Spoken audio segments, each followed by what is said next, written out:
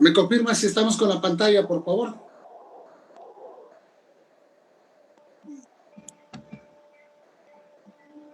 Sí, doctor, está coordinando ya el ingeniero. Muy buenas tardes. A nombre del Ilustre Colegio de Abogados del Cusco, en esta ocasión tenemos en este curso de alta especialización en Derecho Penal, Procesal Penal y Litigación Oral a un destacado colega y amigo de varios años, el doctor Joseph Mendieta Toledo. Él es magistrado allá en el hermano país, tiene lo que es bastante referencias académicas en cuanto a lo que es el mundo jurídico. Es así que por su trayectoria, a nombre del Ilustre Colegio de Abogados del Cusco, a nombre de su decano, el doctor Mike Pilar Herrado, de su consejo directivo, ha tenido la gentileza o han tenido la gentileza de poder invitar al doctor Joseph por esta reconocida trayectoria que tiene. El día de hoy, en este curso de alta especialización, nos trae un tema novedoso e interesante. Es política criminal, legislativa y judicial. Doctor, reciba un caluroso saludo de la ciudad imperial del Cusco. Espero que esté muy bien. Podemos iniciar la ponencia. Y siempre es un gusto tenerlo, aunque sea de forma virtual, aquí en nuestra ciudad, doctor. Adelante. Gracias, estimado Bill. Mi agradecimiento especial al Ilustre Colegio de Abogados del Cusco por la invitación a participar en este evento, el curso internacional de alta especialización en Derecho Penal, Procesal Penal y Litigación Oral, en el cual el día de hoy me voy a permitir hablar referente a lo que es la política criminal, legislativa y judicial. ¿Usted me confirma si se está compartiendo pantalla, por favor?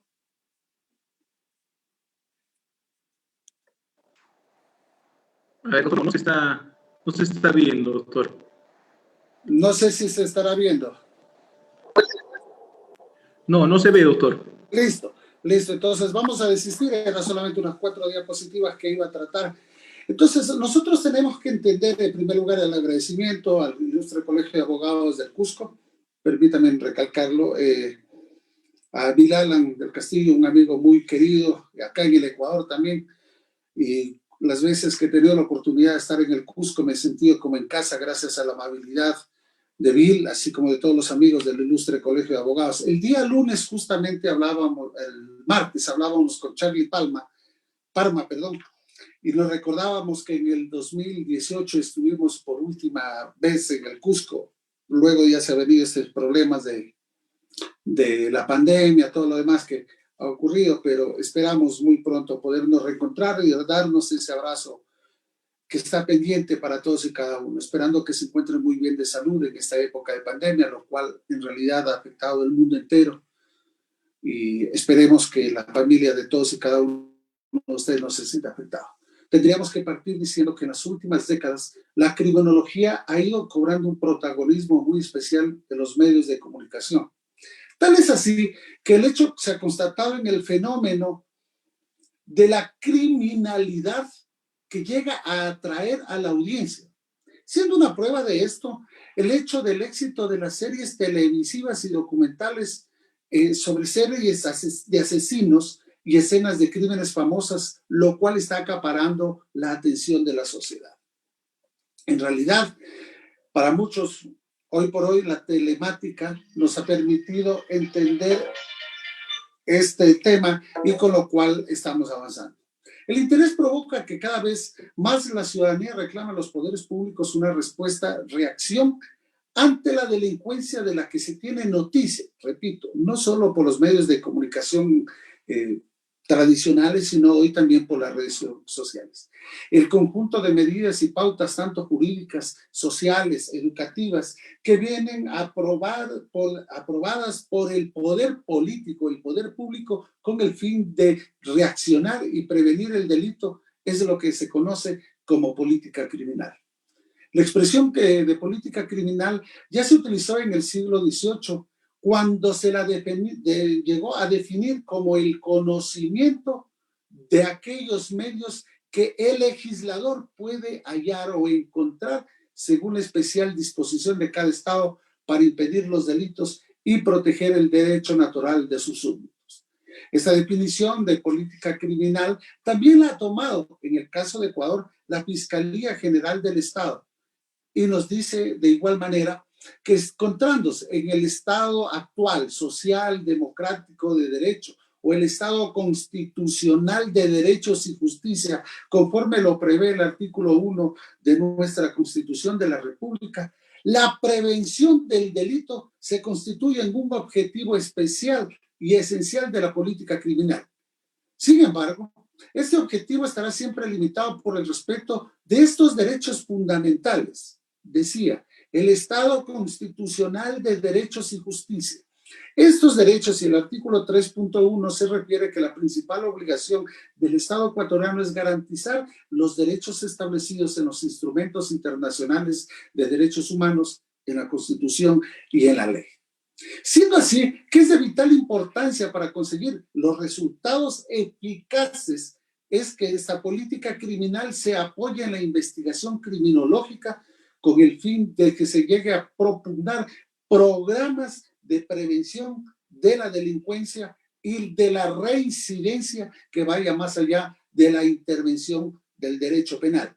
Así nosotros nos referimos cuando la misma Constitución hablamos de la mínima intervención penal, acogiendo los principios de los derechos humanos, ya que habíamos dicho que el 3.1 e incluso el 11.8 de la Constitución. Nos referimos, claro está, a la implementación de medidas sociales y o educativas para lograr la prevención, para lograr la reinserción social del ciudadano que llegó a delinquir. Nuestro amigo Jan Smith nos habla, por ejemplo, de la justicia restaurativa en el Perú, que es uno de los promotores de la justicia restaurativa, entre otros. Tenemos que partir entonces que en primer lugar hay que estudiar el fenómeno criminal que se pretende prevenir. Debemos incluir el análisis de las causas del delito. En segunda fase será necesario analizar los mecanismos de prevención del delito. Porque no todo delincuente, a diferencia de las teorías anteriores, nace. Dicen que el delincuente se hace, y también es muy cierto que muchas veces por cuestiones exógenas a él, lo que es la situación económica, lo que es la situación política, que muchas veces se acarrea. Y de igual manera, la segunda fase, los mecanismos de la prevención de este delito. A criterio muy personal, considero que la educación y la implementación de fuentes de trabajo va a impedir de que se haya o que se incremente la criminalidad a nivel general. Todo este proceso se verá impregnado por una crítica de la normativa penal que se encontraba vigente, proponiendo las reformas que se han ido dando para finalmente evaluar la política criminal en lo referente a la prevención para lograr obtener a través de otros modelos de prevención la criminalidad en general, siendo la situación de prevención situacional que supone una intervención sobre la seguridad del entorno, tanto físico como virtual. Hoy que hablamos de la cibercriminalidad que está afectando. Si hablamos de esta cibercriminalidad, en cambio, la prevención social se centrará en las condiciones de vida en los diferentes entornos. En este Estado constitucional de derechos y justicias se entiende entonces que el delito no solo es un problema jurídico, sino que también se constituye en un problema social. Ya nos decía von Litz cuando decía que la mejor política criminal es una buena política social. Desde esta perspectiva, la política criminal utilizará políticas relativas cuando la política social a través de políticas proactivas de promoción no social no hayan funcionado. Les voy a solicitar un minuto nada más, por favor, si me permiten, que estoy con una llamada urgente, si fuera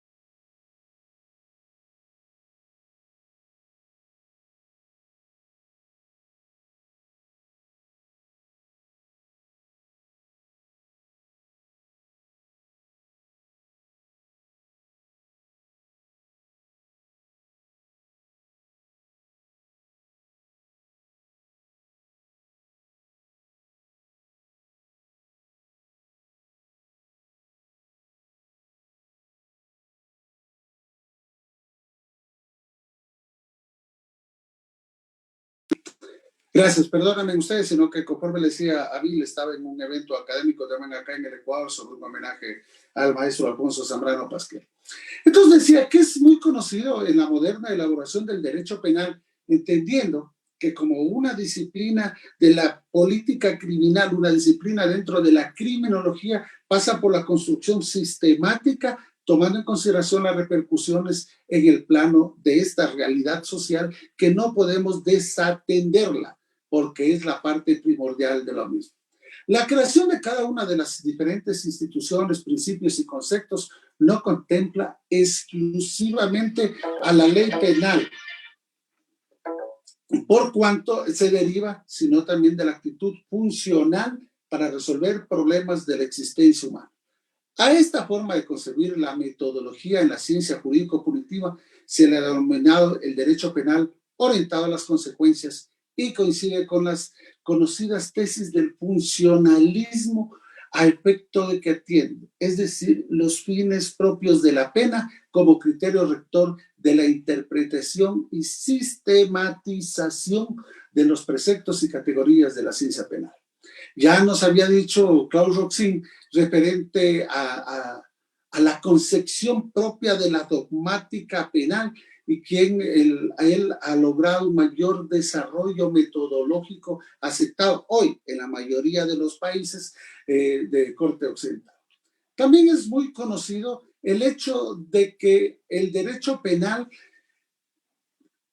exige que los poderes públicos tendrían que utilizarse desde dos diferentes aristas, del conocimiento humano con la relación al delito y las consecuencias, con ámbitos de actuación y fines autónomos separados y limitados entre sí. El derecho penal era concebido como una ciencia estructurada en torno a unos principios de garantía de las libertades del ciudadano, legalidad, culpabilidad, la mínima intervención penal que nosotros decimos, la legalidad que exige, y el viejo axioma jurídica, no hay crimen, no hay pena sin ley, el hecho de la culpabilidad, de demostrar esta culpabilidad y esa mínima intervención, inclusive el Código Penal ecuatoriano, el Código Orgánico Integral Penal, nosotros nos habla del principio de oportunidad recogiendo preceptos internacionales. La política criminal, por el contrario, se contempla como el conjunto de estrategias destinadas por los poderes públicos a frenar altas tasas de criminalidad. De esta forma, esos poderes públicos intentarán a través de una determinada política criminal auspiciar el máximo la seguridad ciudadana y el derecho penal, pretendiendo limitar esa actividad del Estado para respetarse los derechos de los individuos sospechosos o de los ciudadanos que están siendo investigados dentro de un proceso penal. Así fueron concebidas las ideas del derecho penal y la política de Franz von Liszt cuando afirmaba que el derecho penal constituía la barrera infranqueable de la política criminal, cuando aseguraba el hecho que el derecho penal era la carta magna del delincuente. Hasta que obviamente asomó Klaus Roxin, quien todos los doctrinarios jurídico-penales entendían de esa forma las relaciones entre una u otra disciplina. Nosotros tenemos que entender que esta misma política criminal tiene que verse llevada de la mano entre el legislador, que tiene que estar lo suficientemente preparado para que guarde coherencia con el planteamiento realizado por la doctrina actual, y la relación con el ciudadano, que se garanticen los derechos del procesado cuanto de la víctima, o del victimario y de la víctima, para de esta manera asegurar una paz social que es la que requerimos todos los países en general. En el campo de la teoría del ilícito, las categorías básicas del delito permanecen, pero con una diversa significación funcional. El tipo es concebido así como determinación técnica de la ley penal bajo las exigencias del principio del no hay crimen sin ley. La antijuricidad es contemplada como el ámbito donde se proporcionan las soluciones a los conflictos sociales, y la culpabilidad se llega a asociar con la necesidad de una pena en atención a las diferentes aspiraciones preventivas. Es decir, en un plano más concreto, 3 son las aportaciones más notables que se deben destacar: el redescubrimiento y la dotación funcional de la institución de la imputación objetiva, la reelaboración de la categoría de la culpabilidad bajo la nueva concepción de la responsabilidad y la nueva formulación de la teoría de dominio del hecho en el marco de la coautoría y la participación. Todo esto de aquí ha venido de la mano con las diferentes teorías que se han venido desarrollando a través de la historia. La realización de cualquier valoración sobre el significado político criminal con las consecuencias jurídicas de nuevos códigos penales presupone necesariamente la determinación de que cabe entender por sistema de sanciones. Pues bien, tenemos algunas tesis. La primera tesis es la que sostiene que es la que un sistema de consecuencias jurídicas se integra necesariamente de 3 clases de normas: la previsión legal de las mismas con la concreción de los tipos penales en la parte especial, en la que se refiere a la determinación, en el caso concreto, la individualización del procesado con el cometimiento del hecho, y las relativas a la ejecución propiamente dicha de la pena que se llegue a imponer al procesado que haya sido encontrado culpable. La prevención, la legalidad, la individualización y la ejecución son pues en sí parte sustancial de lo que tendríamos nosotros que hablar de la política criminal si las reglas de individualización y ejecución de las previsiones generales son diversas. Pero aparte de las referidas 3 clases de normas integrantes, nosotros tenemos que tomar en consideración el carácter fáctico determinado por la propia praxis de los jueces y tribunales en su aplicación.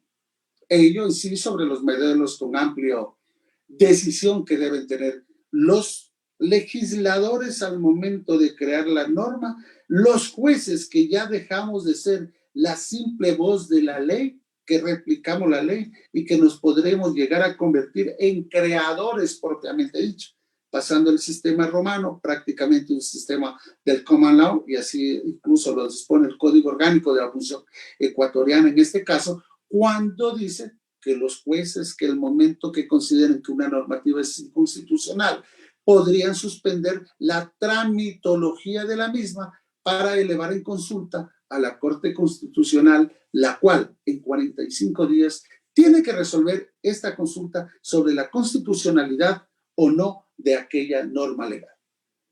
Pues a partir de lo que hemos dicho, la valoración del determinado sistema con las consecuencias jurídico-penales a la luz de la política criminal requiere necesariamente someterlo a determinadas pruebas que nos revelan el auténtico perfil, el significado de la orientación político-criminal, los fines con el mismo se pretende alcanzar y cuáles quedan por contra en descartados o matizados a efecto de que la importancia de tal determinación de la orientación política criminal llegue a concretarse en un sistema de sanciones de no minusvalorarse.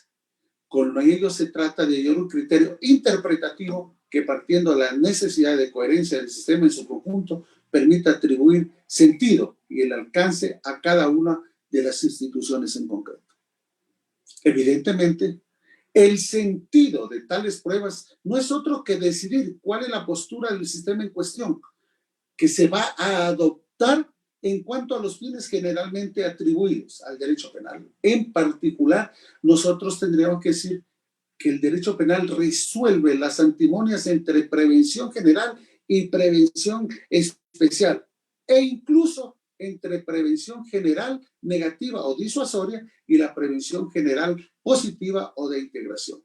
En lo que conviene no olvidar estas 2 cuestiones fundamentales, puesto que en las últimas décadas se habla de una serie de conductas criminales que se tienen que ir integrando a las nuevas normativas. Es así que Ecuador, al momento, para ir separándome de lo general hacia lo particular, nosotros podríamos decir, por ejemplo, que Ecuador tuvo un periodo de una inestabilidad política y económica a finales del siglo y principios de esta década. Es así que en el año 2007 hasta a la actualidad prácticamente hemos tenido un gobierno autodenominado de la Revolución Ciudadana, en los cuales se pueden apreciar cambios notorios en materia político-criminal, siendo una primera parte la que nos garantizaba estos derechos a efecto de poderlos entender desde diferentes marcos constitucionales que nos estaba, perdón un ratito,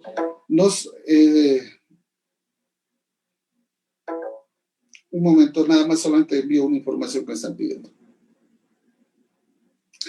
Entonces decía que esta nueva sistema jurídico vino a transformarse con la Constitución del año 2008, en la cual ya se llegó a ser una Constitución garantista, de tal manera que ya a nivel internacional nosotros decíamos que el Ecuador, que la Constitución de ese año del 2008 fue reconocida como la garantista por reconocer los derechos y garantías para el cumplimiento de todos los derechos. Además que los derechos que ya se encontraban reconocidos en la Constitución del 2008, como lo prevé el artículo 76 de nuestra Constitución, que habla del debido proceso, y el artículo 77 de igual manera de la normativa suprema, que habla de la excepción de la privación de libertad, reconociendo derechos específicos de igual manera a las víctimas de las infracciones, tal como lo prevé el artículo 78, y como no podía ser de otra manera, reconociendo como grupo de atención prioritaria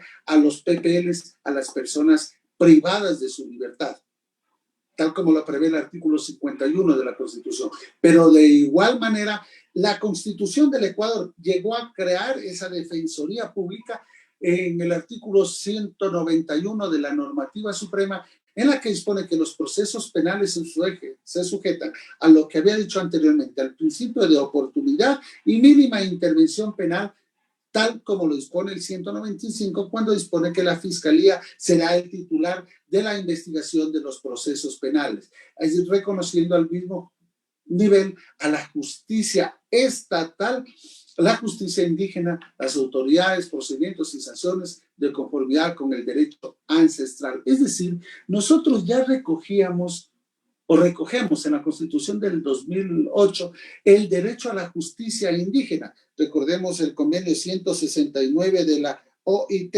el cual nos permite, perdón un momentito nuevamente.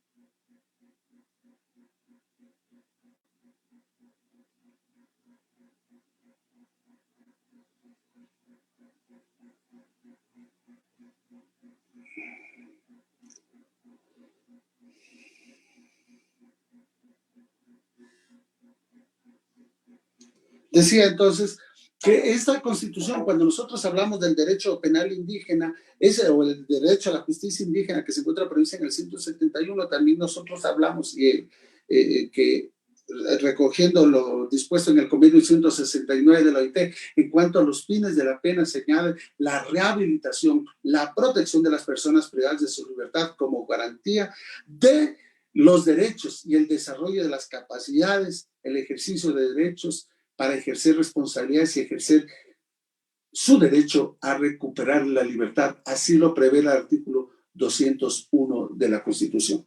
Pero sucede que esta Constitución que nosotros la habíamos puesto en vigencia en la Asamblea de Montecristi y luego aprobada por el pueblo ecuatoriano, donde decíamos que teníamos una Constitución para 300 años. En el 2011 ya se hicieron las primeras reformas constitucionales, en las cuales dejamos de lado todo aquello que habíamos ya logrado con anterioridad, es decir, las garantías de la mínima intervención penal, el hecho del principio de legalidad, el principio de oportunidad, etcétera. Y ya empezamos la política criminal a hacer una cuenta regresiva, puesto que la caducidad de la prisión preventiva que impedía que una persona esté presa sin una sentencia por más de un año se tornó inefectiva al momento cuando los plazos que se excedían por esas acciones, la persona procesada, recusar o, por ejemplo, presentar algunos otros recursos, actos de impugnación a esos a esos actos procesales. E incluso ya se decía también, ya no, porque dictado el auto de llamamiento a juicio, ya no cabe declararse la caducidad de la prisión preventiva. Otra de las reformas que se vino a dar en esta política criminal regresiva del Ecuador es con la finalidad de evitar la impunidad. Se quitó la excepcionalidad de la privación de libertad que se encontraba previsto en el artículo 77, numeral primero, que decía que la privación de libertad es una medida de excepción con tres fines: asegurar la comparecencia a juicio, asegurar el cumplimiento de la pena y, además de esto, asegurar el resarcimiento, en pocas palabras, del derecho. Y el numeral 11 del mismo artículo 77 decía que los jueces y juezas deberán aplicar las medidas alternativas a la privación de libertad con aplicación a la ley. Se restringen estas medidas alternativas a la privación de libertad y solo se estableció que se aplicaban en delitos menos graves. Anteriormente no había, y recordemos que el 11.2 de la Constitución nos habla de la no discriminación, inclusive ni por pasado judicial. Finalmente, con estas dos disposiciones se dispuso que el Consejo de la Judicatura, por un lado, tenga un Consejo de la Judicatura transitorio y por otro, se cambiaron las reglas para la designación y conformación que anteriormente teníamos. Con estos cambios, la función ejecutiva pasó a tener un control sobre la selección, carrera y destitución de los jueces. Nosotros debemos recordar, para que lo podamos entender de mejor manera, que el Consejo de la Judicatura debería haberse conformado, según estaba anteriormente, antes de esta famosa frase que pusieron de la metida de la mano a la justicia, se encontraba conformada por representantes de la Corte de Justicia, es decir, judicial, la carrera judicial, por parte de la academia, por parte de los abogados en el libre ejercicio de la profesión, Consejo de la Magistratura en el Perú, Consejo de la Judicatura en el Ecuador. Con estas reformas que se incluyeron, ya cambió. Era el Ejecutivo quien tenía la potestad de designar a través de un Consejo de Participación Ciudadana que lastimosamente era agnado y cognado del gobierno de turno, y eso permitió que los consejos de la Judicatura que estuvieron en esos tiempos lleguen a violentar los derechos de los ciudadanos. En el año 2015 se aprobaron nuevas reformas a la Constitución, ya del 2008, entre las que tienen influencia en el sistema penal. Se autorizaba que las Fuerzas Armadas tengan competencia para apoyar la seguridad integral del Estado, cuando en la Constitución la seguridad interna era exclusivamente de la Policía Nacional y no de las Fuerzas Armadas, que eran quienes tenían que encargarse de la seguridad e integridad territorial. Todo esto de aquí nos ha traído como consecuencia lo que hace 2 días atrás vivimos, esa masacre que se dio en los centros de rehabilitación social de Guayaquil, Cuenca y Latacunga. Un devastamiento, una deshumanización completa que aterroriza, porque esto, claro, ha traído como consecuencia que esas política criminal legislativa aplicada a la judicial y por ende a la de control de centros de rehabilitación atente contra los derechos del colectivo. Digo la función legislativa porque hizo reformas, digo de la función judicial porque con esas reformas que hemos logrado el hacinamiento de los mal llamados centros de rehabilitación social, centros que si bien digamos tenían capacidad para 1,000 PPLs, hoy día tenemos 4, 5, 6, 7,000 PPLs dentro de un centro de rehabilitación. Ese hacinamiento obviamente hace que se dé más violencia. El hecho de que la privación de libertad dejó de ser excepcional y se haya convertido prácticamente en la regla. Sin embargo, en delitos contra el colectivo o contra la sociedad entera ecuatoriana, vemos como ciertas autoridades de designación popular hoy utilizan el grillete electrónico, el dispositivo electrónico, y dicen que lo utilizan como una condecoración. Y también vemos como políticos que se les ha dictado que están inmiscuidos en actos de corruptela, sean beneficiarios de medidas alternativas a la privación de libertad, mientras que un ciudadano que sido tal vez por un robo famélico, me voy a imaginar, que se sustrajo un celular, no se le puede dar estas medidas.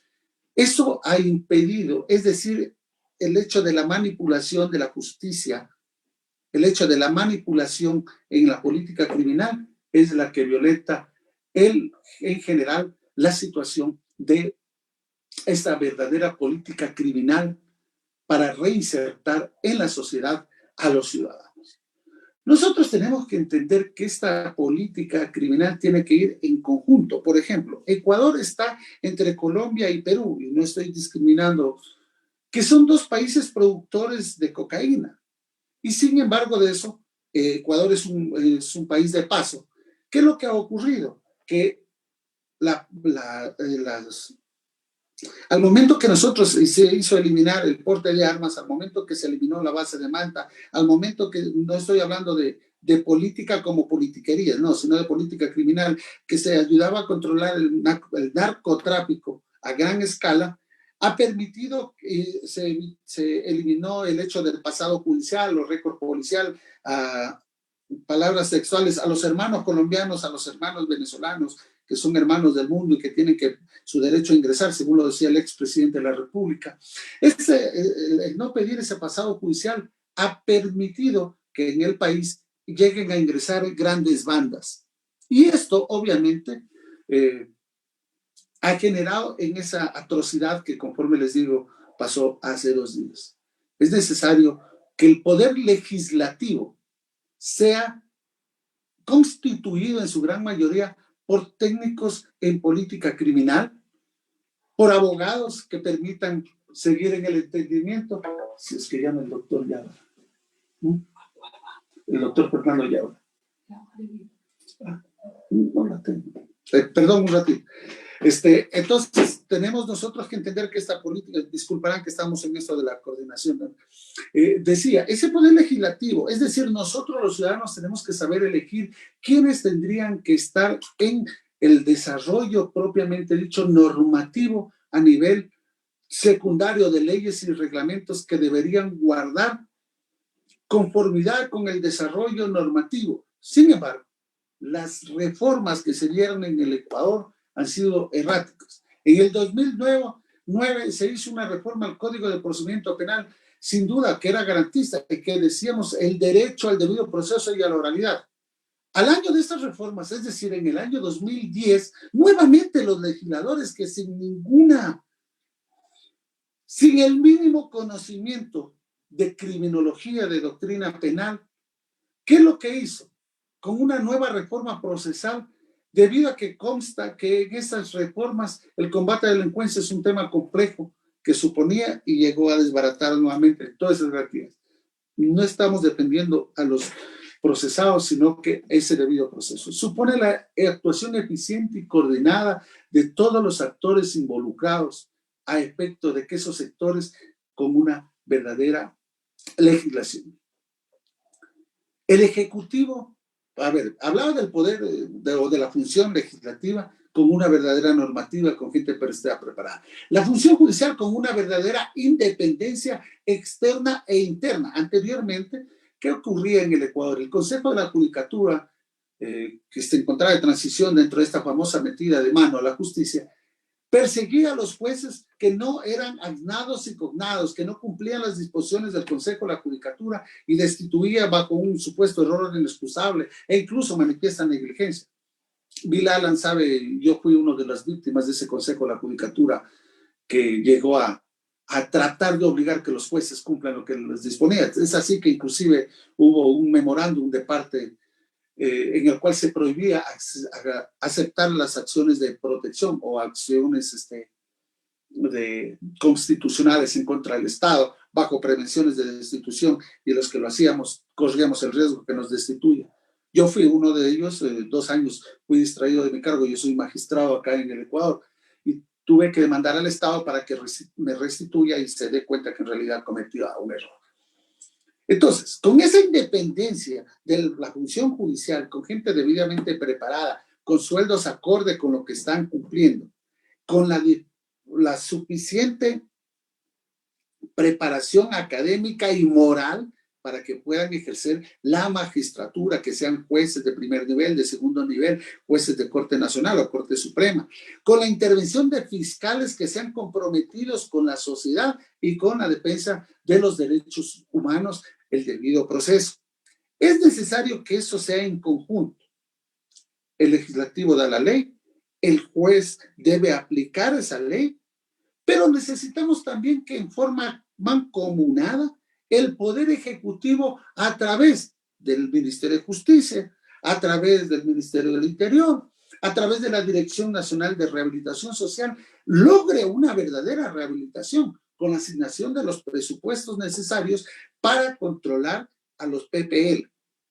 Pero también, si bien es cierto, tienen sus derechos, el momento que son privados de libertad, pero también el momento que cometieron un delito que se encuentra tipificado, penado, sancionado en la Constitución, en la ley penal, tiene que de igual manera ser sancionado. Porque no puede ser posible que, por ejemplo, al menos el criterio de la mayoría, tengan acceso a celulares, tengan acceso a fiestas, a barras que se dan dentro, inclusive un político solicitó que quería un chancho hornado para compartir con sus amigos PPL, y el resto de privados de libertad, a través de una acción constitucional a un ex vicepresidente que se encuentra privado de su libertad, se le decía que tiene que darle hora de internet, hora de ejercicio, tenía que tener el gimnasio, agua no entubada o potable, sino que tiene que ser un agua especial, y el resto de ciudadanos que se encuentran privados de su libertad.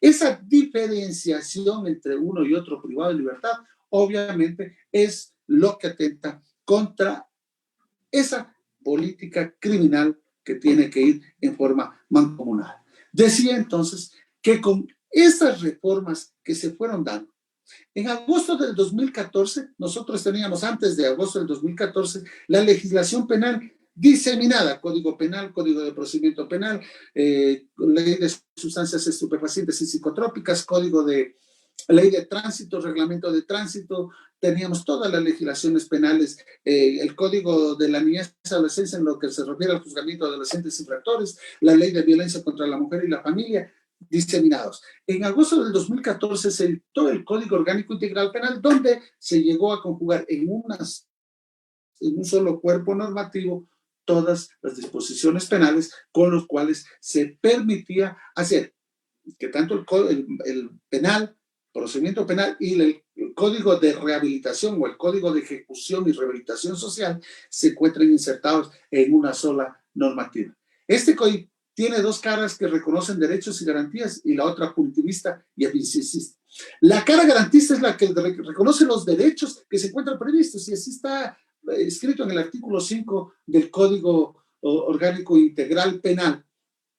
Pero también es aquel que utiliza el discurso de derechos para ocultar políticas de control y represión, y la cara punitivista en el aumento de penas, en el aumento de tipos penales y en la disminución de alternativas a la privación de libertad en el juicio y en la condena.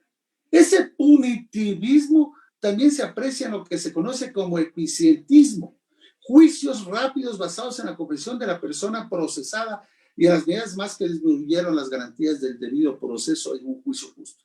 Decía el maestro Jorge Zavala que, por ejemplo, bueno, la Constitución, y el maestro Zavala también lo decía antes de que la Constitución, se prohíba la autoincriminación. Sin embargo, dentro del proceso penal, cuando permite que el proceso penal que lo vaya a hacer donde uno acepta la responsabilidad del delito cometido y llega, digámoslo así, en pocas palabras, a negociar con el fiscal la pena. Y obviamente se autoincriminó y violentamos la Constitución, y el maestro Jorge Zavala decía, eso es inconstitucional. En balance, nosotros podríamos afirmar que, contrario a lo dispuesto en la Constitución ecuatoriana, a nivel normativo secundario existe un giro punitivista que ahora ha atentado contra esos principios, esos derechos fundamentales previstos en los instrumentos internacionales de derechos humanos. Y así lo dice el artículo 417 cuando dice el principio pro homine pro ser humano, y el artículo 424 de la Constitución en el segundo inciso cuando nos habla referente al hecho de que tengamos nosotros, en caso de conflicto entre la Constitución, la ley e instrumentos internacionales de derechos humanos, prevalecerán estos instrumentos de derechos humanos. Nosotros tendríamos que tener que en la administración de la justicia, la inversión de la administración de justicia han sido incrementados en forma notable. Por ejemplo, nosotros en el año 2002 llegábamos a un promedio, en lo que se refiere al presupuesto, a un promedio de $100 millones, llegando en el año 2013 más o menos a 700 millones, y para el 2017 ya habíamos bajado a $600 millones en el presupuesto que tenía la Administración de Justicia del Ecuador, lo cual ha ido degenerando. En el 2011 de igual manera fue una bajada, lo cual el índice de baja de lo que se refiere a la figura que nosotros tenemos. Los defensores públicos, también nosotros tenemos que entender que, por ejemplo, los defensores públicos tienen un promedio de más de 700 defensores públicos que permiten el hecho de la defensa, pero también criticable desde el punto de vista del abogado en el libre ejercicio de la profesión, porque el 60% de la carga procesal manejan los defensores públicos. Ya no es solamente en materia penal, sino que también están inmiscuidos en materia civil, perfecto, en código de lo que se refiere a alimentos, pero también nosotros estamos hablando inclusive en juicios de inquilinato, donde defienden al dueño del bien inmueble, lo cual obviamente contrarresta el fin de la Defensoría Pública, que es atender la necesidad de aquellas personas de escasos recursos económicos, lo cual ha llegado a atentar contra esto. Con todo eso aquí espero haber aportado en algo y recalcarles que los responsables de esa política criminal son los legisladores, la función judicial, el poder ejecutivo o la función ejecutiva, pero también somos responsables los ciudadanos al momento que no sabemos elegir a nuestros legisladores. Quiero agradecerles a Bill Alan, al ilustre Colegio de Abogados del Cusco, por la oportunidad de haber podido conversar un poco sobre el tema de política criminal. Les pido mil disculpas por las interrupciones que teníamos. Estoy en el evento del maestro Alfonso Zambrano Pasquel y aquí, pero por cumplir con el Colegio de Abogados, a quien les guardo una alta estima. Como siempre digo, aprendamos a vivir esta nueva humanidad menos mentalizada y más humanizada, que es lo que nos permite a nosotros avanzar como seres humanos. Gracias. Hasta una próxima oportunidad, si es que no hay preguntas. Muchas gracias, estimado doctor Joseph. Siempre es un gusto escucharlo. Un agradecimiento a nombre de Pilar Errado, de su consejo directivo. Como siempre, hemos conversado muchas veces, lo tendremos en unas próximas oportunidades y esperemos que sea de forma presencial, como antes, lo que siempre sus visitas al curso recordadas, y como menciona, aquellos profesores todavía que llegaban al curso, el doctor Carlos Parma, incluso el doctor Alfonso Pasquel, hemos estado en el 2015 y siempre vamos a estar coordinando. Estimado doctor, nuevamente este abrazo fraterno desde la ciudad imperial del Cusco y a nombre del ilustre Colegio de Abogados del Cusco, doctor. Un abrazo y hasta una próxima oportunidad. Gracias, Vidal. Un abrazo. Cuídense.